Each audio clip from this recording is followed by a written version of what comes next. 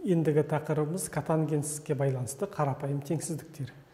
Котангенске байланысты есептер 0 градус пен 180 градустың аралығында шешіледі. Ол үшін біздер котангенстер осыны дайындап көрсетелік сізге.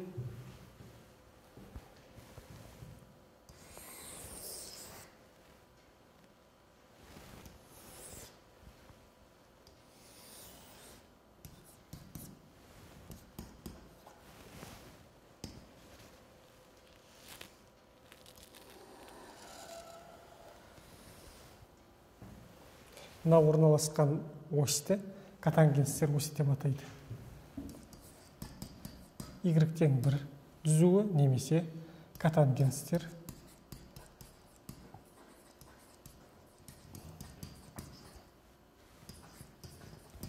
осі.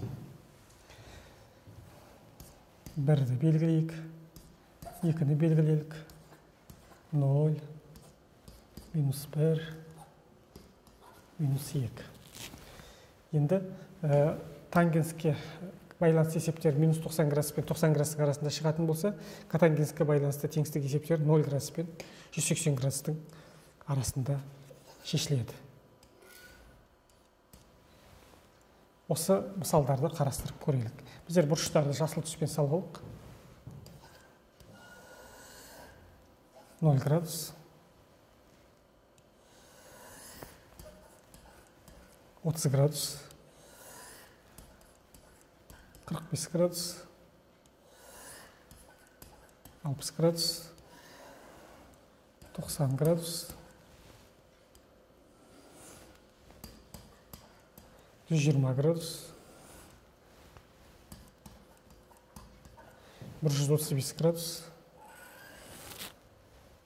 150 градус және 180 градус.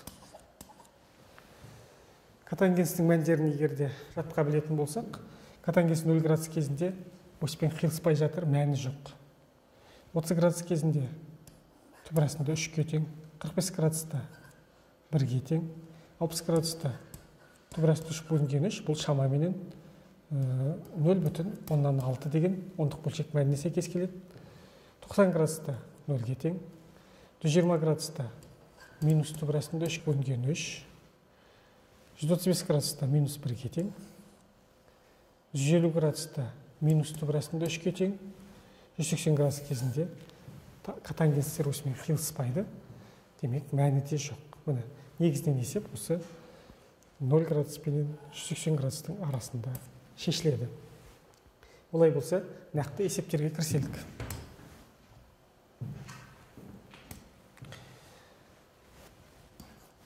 Бірінші есеп, котангенс x үлкен түбірасында 3 бөлінген 3. Бірлік шеңбер сызамыз. Тік бөлеміз, көлденең бөлеміз.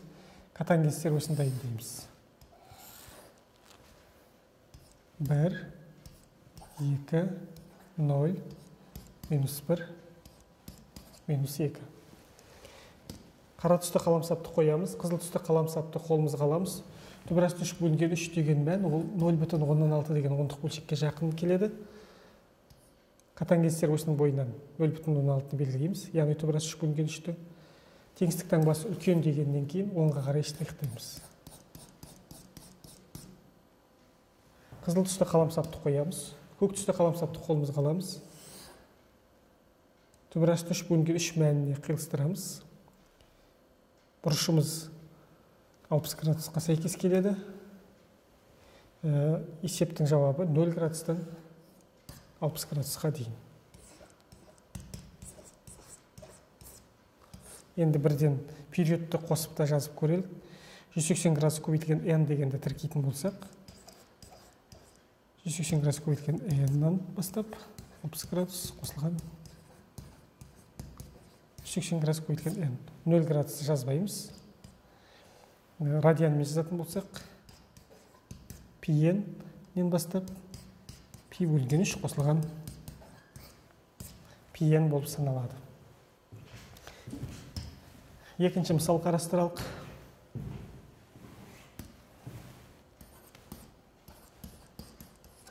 Котангенс х үлкен минус түбірасында 3 немесе теңдейлік. Бірлік шеңбер сызамыз. Тік бөлеміз. Көлденең бөлеміз. Котангенстер осыны дайындаймыз. 0, 1, 2, минус 1, минус 2. Қара түсті қоямыз. Қызыл түсті қолымызға аламыз. Минус түбірасында 3 мәнін белгілейміз. Үлкен немесе тең десе 10-ға қарай штрихтаймыз. Қызыл түсті қаламсапты қоямыз. Көк түсті қолға аламыз.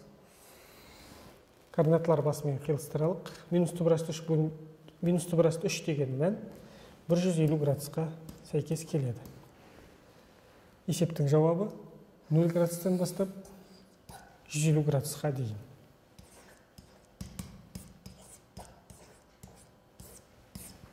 Период тіркейтін болсақ, 180 градус көйтілген n-нан бастап 150 градус қосылған 180 градус көйтілген n. Радианмен жазатын болсақ, πn-нен бастап 5π бөлінген 6 қосылған πn-ға дейін. Енді байқасаңыздар, немесе тең деген қатаң емес теңсіздік, бірақ та 0 градустағы мәнін еш уақытта алмаймыз, 180 градустағы мәнін ешқашан алмаймыз.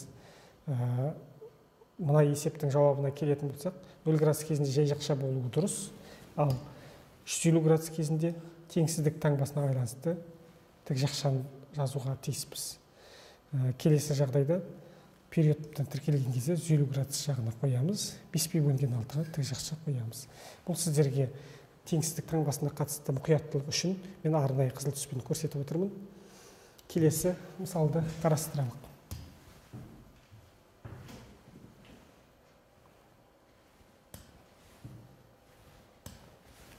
Үшінші есеп котангенс х кіші 1-ден. Бірлік шеңбер сызамыз. Тік бөлеміз, көлденең бөлеміз. Котангенстер осыны дайындаймыз. 0, 1, 2, минус 1, минус 2.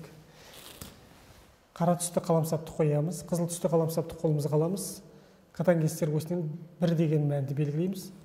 Кіші дегеннен кейін солға қарай штрихтаймыз. Қызыл түсті қаламсапты қоямыз. Көк түсті қаламсапты қолымызға аламыз. Координаталар басына 1 деген мәнмен қосамыз. Бұл котангенстің 45 градустағы мәніне сәйкес келеді. Штрихталған бөлікке сәйкес 45 градустан бастап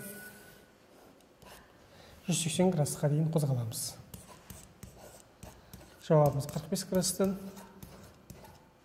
180 градусқа дейін. Радианды тіркейтін, периодты тіркейтін болсақ, 45 градус қосылған 180 градус көбейтілген n, 180 градус қосылған 180 градус көбейтілген n. Радианмен жазатын болсақ, π бөлінген 4 қосылған πn-нен бастап, π қосылған πn-ге дейін. Міне, құрметті оқырман, біздер котангенске байланысты да есептердің типтік мысалдарын қарастырдық. Енді мынадай есептерді өз бетіңізбен шығаруға ұсынамыз. Котангенске байланысты да 4 есеп болады. 4 көбейтілген 7, 28 есеп. Түптеп келгенде синусқа байланысты 36 есеп, косинусқа байланысты 36 есеп, барлығы 72. Тангенске байланысты 28 есеп, 100 есеп болды. Тағы да 28 есеп.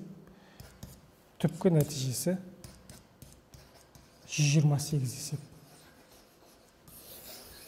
Міне осы 128 есепті синусқа байланысты, косинусқа байланысты, тангенске байланысты, котангенске байланысты өз беттеріңізбен жаттығып қараңыздар. Сонда өте жақсы нәтижеге қол жеткізесіңіздер.